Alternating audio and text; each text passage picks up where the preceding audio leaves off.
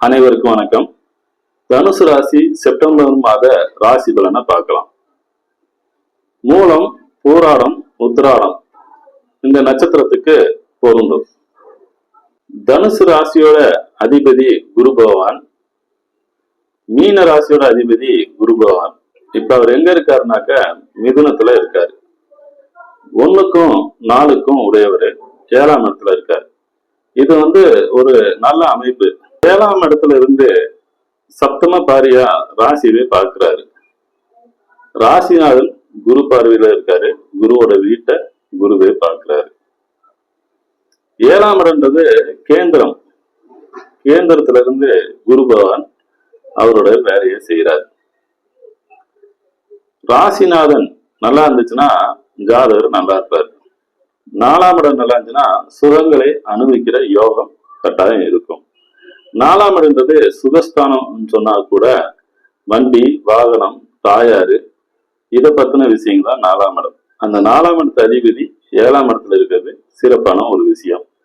இந்த காலத்துல வண்டி வாங்குறது, வீடு வாங்குறது, வீட்டை மாத்துறது, இந்த மாதிரி அமைப்பெல்லாம் குரு பகவானால கட்டாயம் நடக்கும். அது மட்டும் இல்லாம 2ஆம் அதிபதி சனி பகவான், 3ஆம் அதிபதியும் சனி பகவான். அவர் 4ஆம் இடத்துல வக்ரம் ஆயிருக்காரு. மீனத்துல வக்ரமாகி இப்ப கும்பத்துல இருக்காரு. 2ன்ற வருமானத்தை சொல்றதும், 3ன்ற முயற்சியும், கீர்த்தியும், புகழையும், இளைய சகோதரன் சொல்றதும் 3ஆம் இடம். 4ஆம் இடம்ன்றது ஆல்ரெடி சொல்லிட்டோம், வண்டி, வாகனம், வீடு அப்படின்னு. அங்கிருந்து வக்ரமாயி 3ஆம் இடத்துல வந்திருக்காரு சனி பகவான். 2ன்ற வருமானம் வச்சு, 3ன்ற முயற்சி செஞ்சு, 4ன்ற வாகனம், வீடு இதெல்லாம் வாங்குறதுக்கான அமைப்பு தனுசு ராசிக்கு இருக்கு. அது மட்டும் இல்லாம தனுசு ராசிக்கு அர்த்தாஷ்டம சனி நடந்துட்டு இருக்கு. அந்த சனி பகவான் என்ன பண்ணுவாரு அப்படின்னாக்க கட்டாயம் வீடு வாங்குற யோகத்தை கொடுப்பாரு. அது மட்டும் இல்லாம தாயோருடைய உடல்நலையும் பாதிக்கும். தனுசு ராசிக்காரங்க இந்த சனி பயிற்சி முடிகிறக்குள்ள ஒரு டைமாவது போலீஸ் ஸ்டேஷனுக்கு போயிட்டு வருவாங்க. இவங்களுக்காகவோ இல்ல இவங்க சம்பந்தப்பட்டவங்களுக்கோ ஒரு டைமாவது போலீஸ் ஸ்டேஷனுக்கு போயிட்டு வருவாங்க.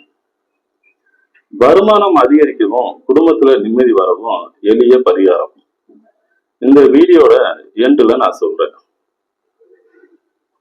5ஆம் அதிபதி செவ்வாய் அவர் எங்க இருக்காருன்னா 10ஆம் இடத்துல இருக்காரு. 5 கூடையவர், 12 கூடையவர் 10ல இருக்காரு.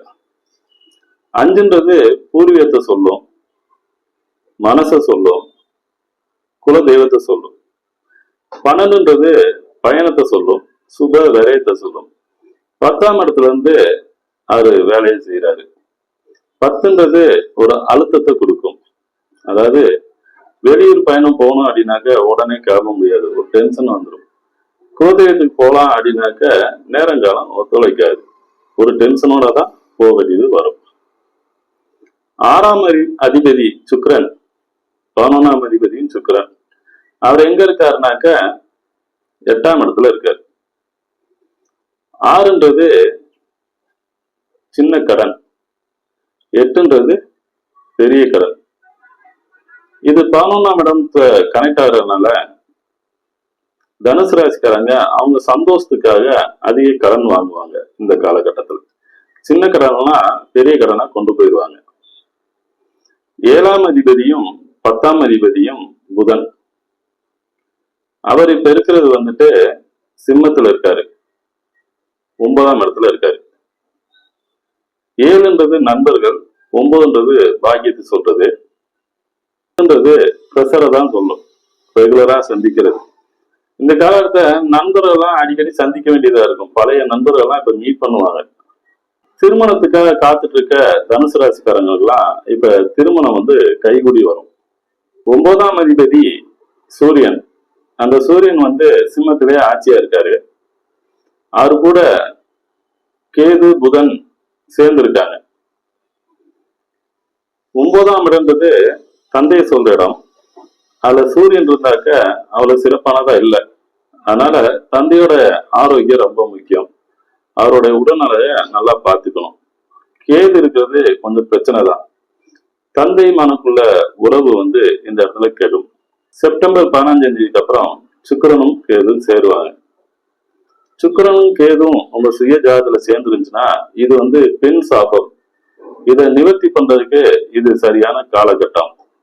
அதே நேரத்துல சூரியனும் கேதும் சேர்ந்திருக்கிறது பித்ரு தோஷம்.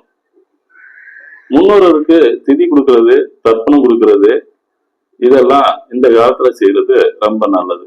அதாவது உங்க ஜாதகத்திலையும் இந்த அமைப்பு இருக்கணும். குரு பகவான் தன்னோட 5ஆம் பார்வையா 11ஆம் இடத்தை பார்க்கிறாரு. மூத்த சகோதரன், சந்தோஷம், ஆனந்தம், பேரின்பம் இதெல்லாம் வந்துட்டு ஆக்டிவேட் ஆகும். ஏன்னா குரு பகவான் சுபத்தன்மையோட 11ஆம் இடத்தை பார்க்கிறாரு. அதனால இதெல்லாம் ஒரு பிளஸ்ஸா இருக்கும். குரு பகவான் தன்னோட 7ஆம் பார்வையா தனுசையே பார்க்கிறாரு, சுபத்தன்மையோட பார்க்கிறாரு. இது ஒரு நல்ல அமைப்பு. தனுசுக்காரங்கெல்லாம் இந்த காலகட்டத்துல ஒரு ஆக்டிவா இருப்பாங்க. குரு பகவான் வந்து தன்னோட 9ஆம் பார்வையா கும்பத்தை பார்ப்பாரு. தனுசுக்கு இது 3ஆம் இடம். 2ன்ற வருமானமும் 3ன்ற முயற்சியும் கையெழுத்தெல்லாம் 3ஆம் இடம் தான். இந்த 3ஆம் இடம் ஸ்ட்ராங்கா இருக்கு இப்போ. அதனால வண்டி வாங்குறதுக்கு, வீடு வாங்குறதுக்கு நிறைய தனுசு ராசிக்காரர்கள் வந்து கையெழுத்து போடுவாங்க. தனுசு ராசி வந்து ஒரு உபயராசி. இவங்க வந்து விட்டு விட்டு இயங்கக்கூடியவங்க. ஒரு வேலையை டக்குன்னு எடுத்தோம் முடிச்சோன்னு செய்ய மாட்டாங்க. ரொம்ப ஃபாஸ்டா ஆரம்பிப்பாங்க, அப்புறம் கேப் விட்டுருவாங்க, மறுபடியும் ஆரம்பிப்பாங்க. விட்டு விட்டு இயங்கக்கூடியவங்க தான் தனுசு ராசிக்காரவங்க. தனுசு ராசியோட தன்மை என்ன அப்படின்னாக்க நெருப்பு. அந்த நெருப்பு எப்படியாப்பட்ட நெருப்புனாக்க மேசம் வந்து காட்டு தீ, சிம்மம் வந்துட்டு அதை மக்கள் பயன்படுத்துறதுக்கு மாத்துறதுக்கான தீ. இதே தனுசுன்றது அந்த தீய பயன்படுத்துறவங்க.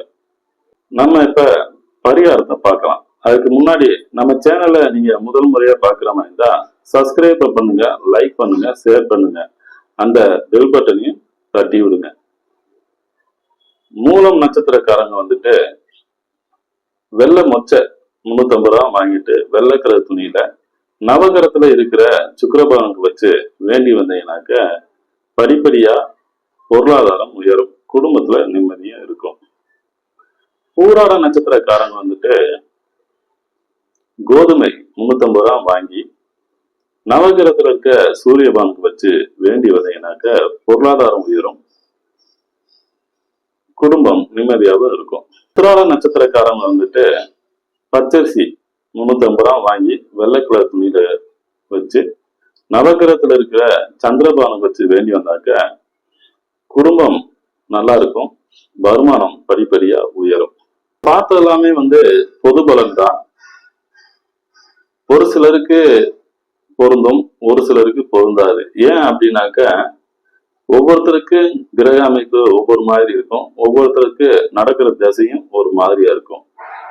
ஒரு சிலருக்கு அவங்களுக்கு அவங்களுடைய ராசிக்கு லக்னத்துக்கு ஒத்து போற மாதிரி யோகமான திசையா இருக்கும். ஒரு சிலருக்கு 6-8 திசையா இருக்கும், ஒத்து போகாத திசையா இருக்கும். இந்த பொது பலன் வந்து 30% தான் ஒர்க் அவுட் ஆகும்.